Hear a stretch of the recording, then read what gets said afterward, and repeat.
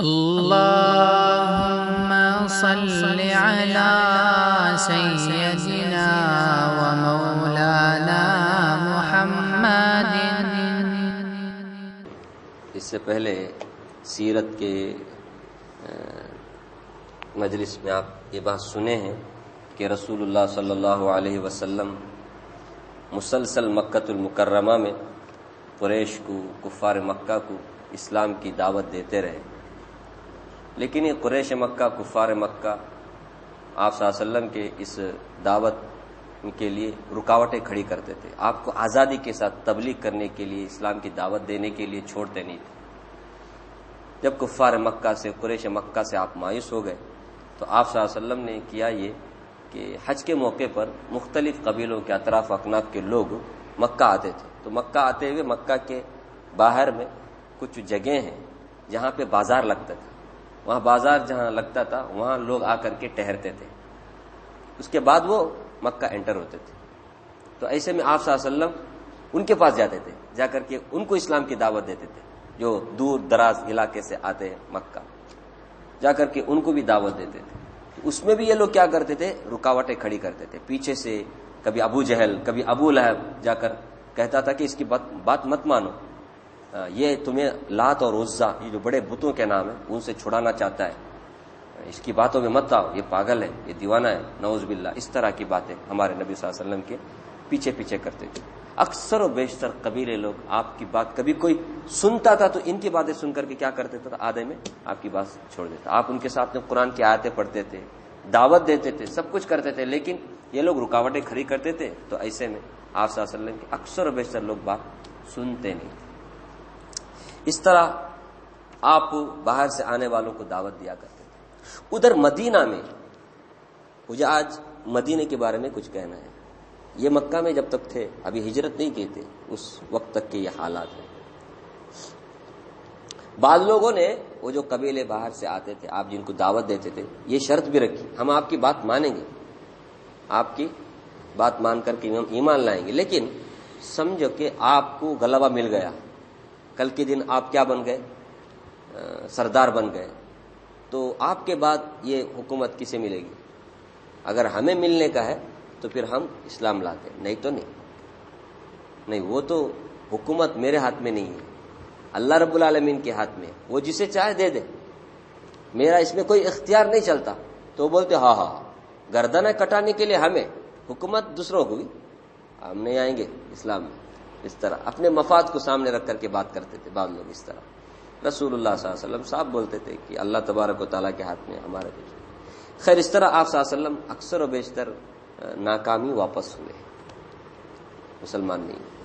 ادھر مدینے میں دو قبیلے رہتے تھے، ایک اوس اور ایک خزرج، مشہور قبیلے، نام سنا ہوگا، یہ بت پرست قوم تھی، ان کے آپس میں بنتی نہیں تھی، جب دیکھو تب لڑائی کرتے رہتے تھے، یہ ایک دوسرے کے دشمن تھے لوگ۔ اس میں یہودیوں سے بھی، یہ یہودی بھی باہر سے آ کر کے مدینے میں آباد ہوئے تھے، تو کبھی کبھی تو یہودیوں سے بھی ان کی لڑائی ہوتی تھی۔ یہودی مکار اور عیار قوم ہے، وہ تو ہمیشہ کیا کرتے ہیں، دوسروں کو لڑا کر کے اپنا الو سیدھا کرتے ہیں، اپنی سرداری قائم کرتے ہیں، قبضہ کر لیتے ہیں، وہ بڑے بڑے مال پر بھی، مال جائیداد کی جو ذرائع ہیں، تجارت کی منڈیاں، ان سب پر قبض کرنا چاہتے تھے۔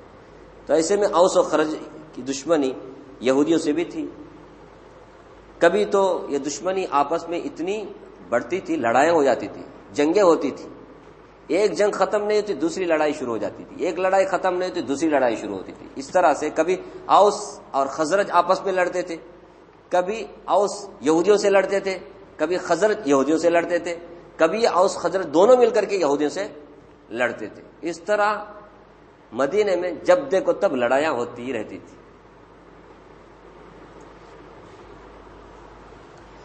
یہودی بڑے چالاک تھے، بڑے عیار تھے، بڑے مکار تھے۔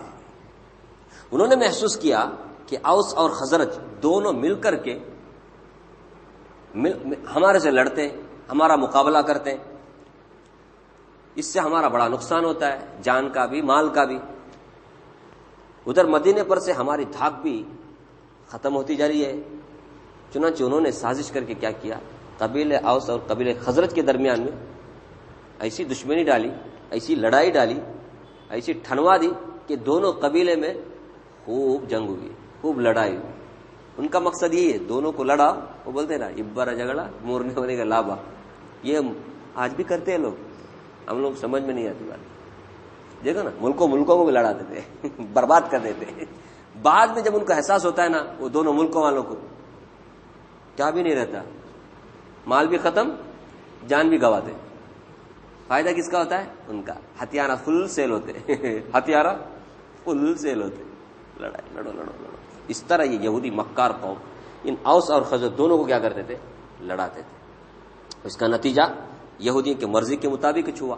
کیا ہوا؟ اب دونوں قبیلوں کے درمیان میں آپس میں ایسی سخت دشمنی پیدا ہوگی کہ ان کے درمیان معمولی باتوں پر زبردست لڑائی ہوتی تھی. چھوٹی چھوٹی چیزوں کو لے کر کے لڑائی، جنگ. ایک مشہور جنگ ہوئی بواس، جنگ بواس. نامت پڑ گیا، جنگ کا نام پڑ گیا. جیسے ورلڈ وار کا first world war, second world war, third world war, جنگ کا نام پڑ گیا یوم بواس. خوب لڑائی، خوب لڑائی. اب ان کے درمیان میں جب اتنی لڑائی ہوئی، درمیان میں جو محبت کے رشتے تھے سب ختم ہو گئے. مال دولت ختم، جان ختم، جو ان کی دھاک تھی، طاقت تھی، سب کمزور ہو گئی. بعد میں اپنا جائزہ لیا لوگ دونوں اوس اور خزرج دونوں نے اپنا جائزہ لیا، محاسبہ کیا. کیا رہا؟ کچھ بھی فائدہ نہیں ہوا، نقصان ہوا. اب وہ سمجھ گئے کہ ہم آپس میں لڑنے کی وجہ یہ یہودی ہے. یہودی کیا کرتے تھے؟ بڑے مکار قوم تھے. اس میں سے جو قبیلہ کمزور ہوتا تھا نا اس کا سپورٹ کرتے تھے، سپورٹ کر کے ان سے معاہدہ کرتے تھے. مقصد کیا ہوتا تھا؟ دونوں میں سے ایک کو ایسا کرنا، دونوں کے اوپر اپنی دھاک بٹھانا، سپورٹ کے نام پر دوسرے کو کمزور کرنا، اسے قوی کرنے کے نام پر اس کے اوپر بھی اس کے اوپر بھی دونوں کے اوپر سرداری کرنا، حکومت کرنا. یہ یہودیوں کا پلان تھا. اس طرح سے جتنے سارے تجارت کے، مال دولت کے جو ذرائع ہیں، جہاں سے مال آتا ہے، ان سب پر اپنا کنٹرول ہو. یہ یہودیوں کی چال تھی. چنانچہ اپنے چال میں، اپنے جو پلان میں وہ کامیاب تھے، کیونکہ لڑ کر کے ان کی دھاک بھی ختم ہو گئی تھی، ان کا مال بھی ختم ہو گیا تھا، ان کی جانیں بھی کیا ہو گئی تھی؟ گنوائی. ان کی طاقت بھی کمزور ہو گئی. اور یہودی کبھی کبھی اوس اور خزرج کے سامنے فخر کیا کرتے تھے. تم کیا ہے؟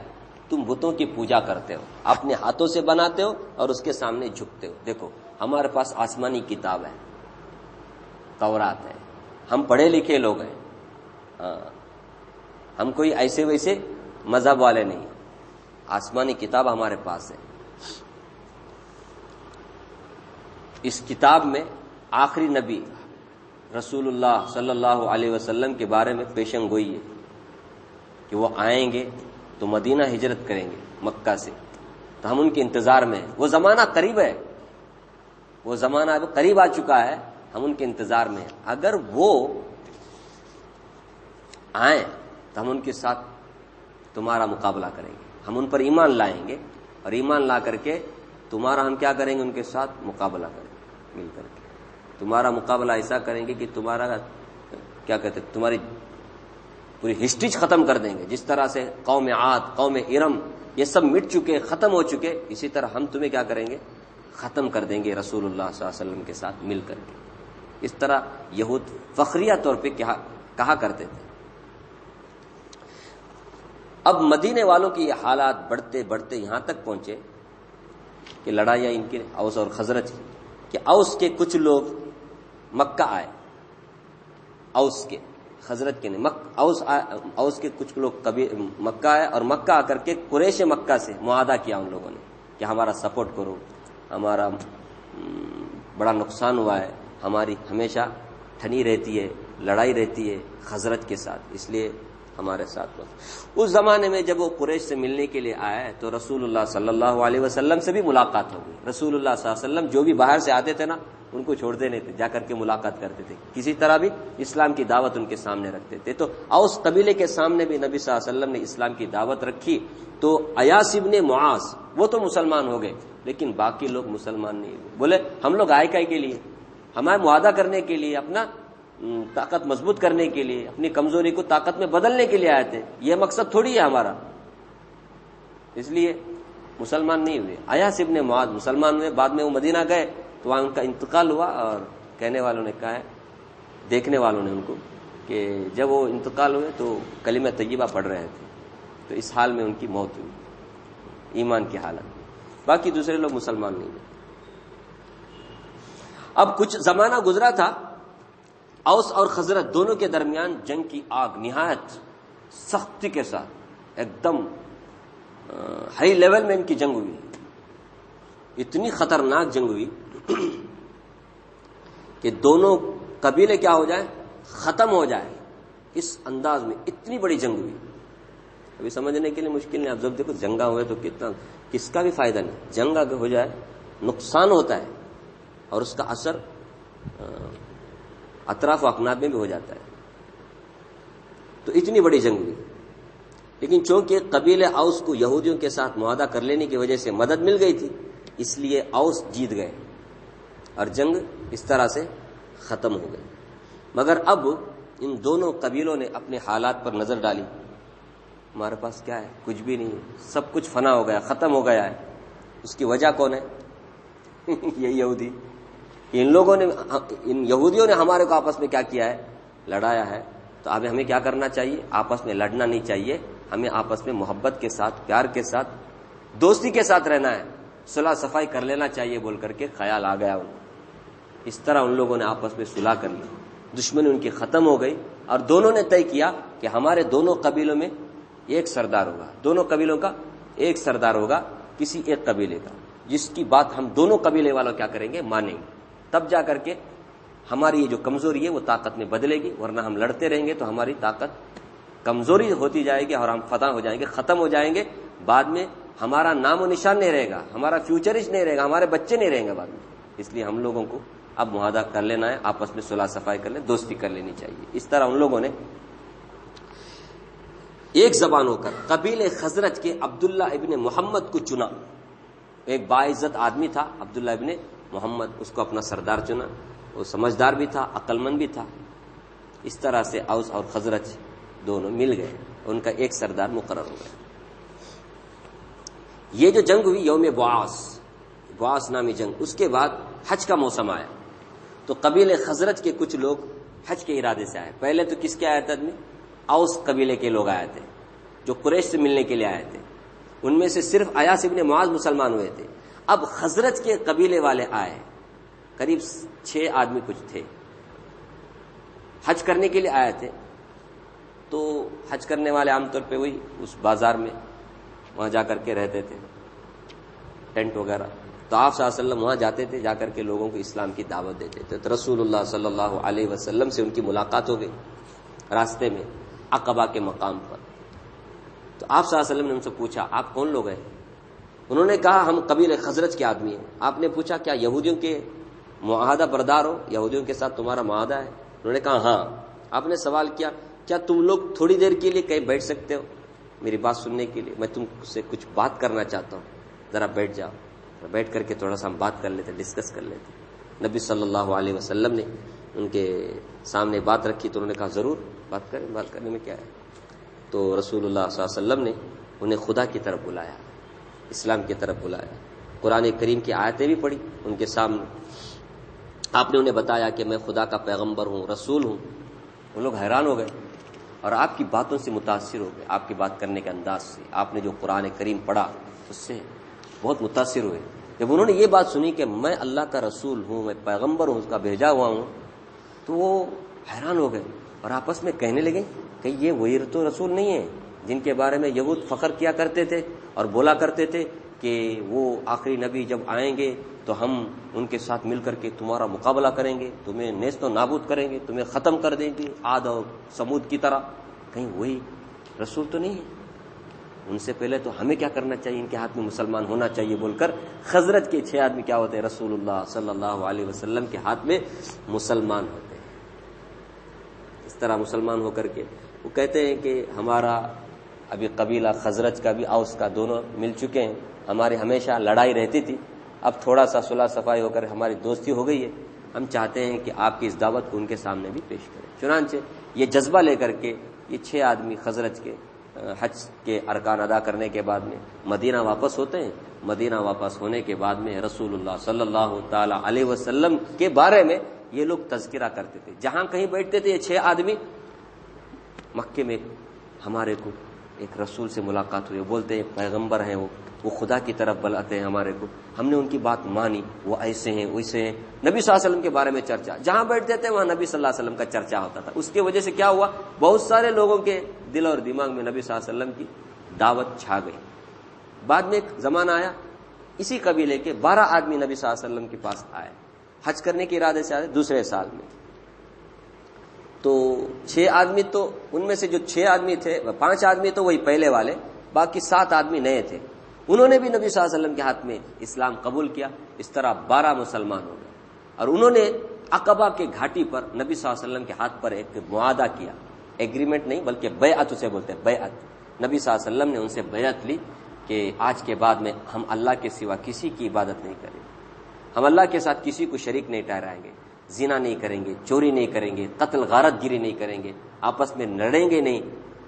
اس طرح سے انہوں نے معاہدہ کیا اور پھر معاہدہ کر کے مدینہ آئے تو اس کے اوپر وہ قائم بھی رہے.